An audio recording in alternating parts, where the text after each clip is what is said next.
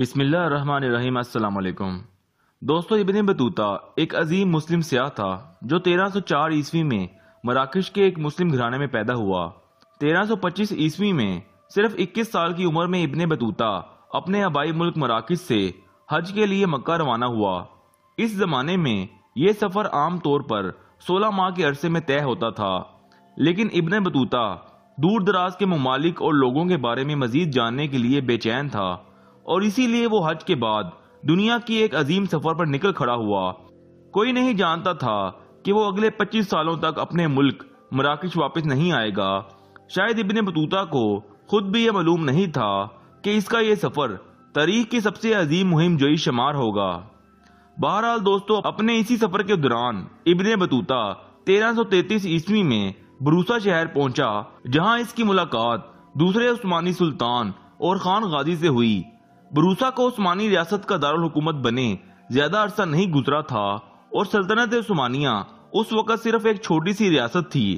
ابن بطوطہ عثمان غازی کی وفات کے تقریباً 7 سال بعد عثمانی ریاست میں پہنچا تھا، اور اس نے اپنی کتاب سیاحت نامے میں بروسا کی جو تفصیلات درج کی ہیں، ان میں وہ آنکھوں دیکھا حال بیان کرتا ہے۔ یہاں ترکوں کا ایک بڑا شہر ہے جس میں بڑی سڑکیں اور امیر بازار ہیں۔ شہر کے آس پاس باغات اور نہریں ہیں۔ بروسا کے بالکل باہر ایک گرم پانی کی ندی ہے۔ اس ندی کا پانی ایک بڑی جھیل میں جاتا ہے۔ اس جھیل کے کنارے پر 2 عمارتیں تعمیر کی گئی ہیں، ایک مردوں کے لیے اور دوسری عمارت خواتین کے لیے ہے۔ بیمار لوگ دور دراز سے یہاں علاج کے لیے آتے ہیں۔ اس کے بعد ابن بطوطہ بروسا میں ہونے والی ایک دعوت کا ذکر کرتا ہے، جس میں وہ ایک بزرگ شمس الدین کا ذکر کرتا ہے، جو کہ آہی تنظیم کی ایک اہم شخصیت ہیں، جو ابن بطوطہ کو دعوت پر بلاتے ہیں۔ ابن بطوطہ لکھتا ہے، 21 ستمبر 1333 عیسوی یوم عاشورہ کے دن شمس الدین نے دعوت میں مختلف اقسام کے کھانے تیار کیے ہیں، اور اعلیٰ درجے کے فوجی کمانڈروں اور پورے شہر کی دعوت کی گئی ہے۔ یہ سب لوگ روزے سے ہیں۔ حافظوں نے بہت اچھی آواز میں قرآن مجید کی تلاوت کی ہے۔ ایک عالم مشر الدین الکنوی نے ایک عمدہ تقریر کی ہے، جس سے طلبہ نے ذرا کی طرح رونا شروع کر دیا ہے۔ اس کے بعد اپنے سفر میں ابن بطوطہ اور خان غازی کے بارے میں بات کرتا ہے، جسے وہ اور خان بیگ کے نام سے مخاطب کرتا ہے۔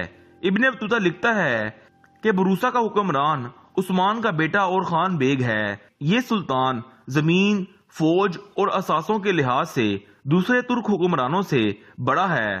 اس کے پاس 100 کے قریب قلعے ہیں۔ وہ اپنا وقت ان قلعوں میں جا کر گزارتا ہے، اور ان میں سے ہر ایک میں کچھ عرصہ ٹھہرتا ہے اور ان کے حالات اور ضروریات کو سمجھنے کی کوشش کرتا ہے۔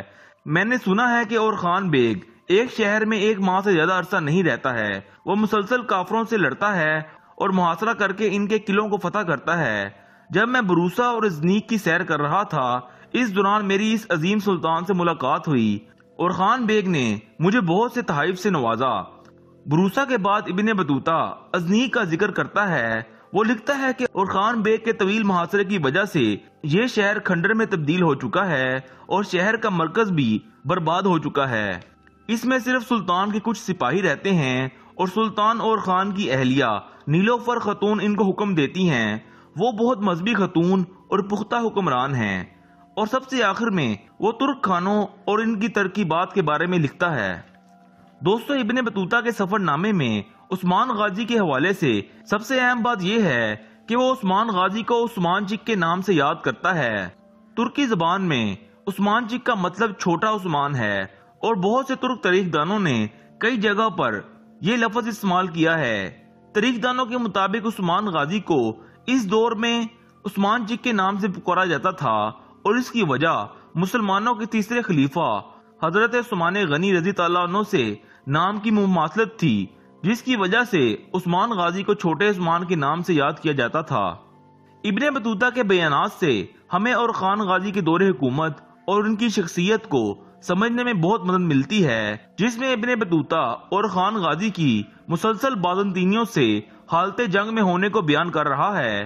اس کے علاوہ دوسری بات، آج سے 700 سال پہلے اور خان غازی کی بیوی نیلوفر خاتون، جسے ابن بطوطہ نے ازنیک میں عثمانی سپاہیوں کو کمانڈ کرتے دیکھا تھا، اس دور میں خواتین کی اہمیت اور ان کے اہم کردار کے پس منظر کو بیان کرتا ہے۔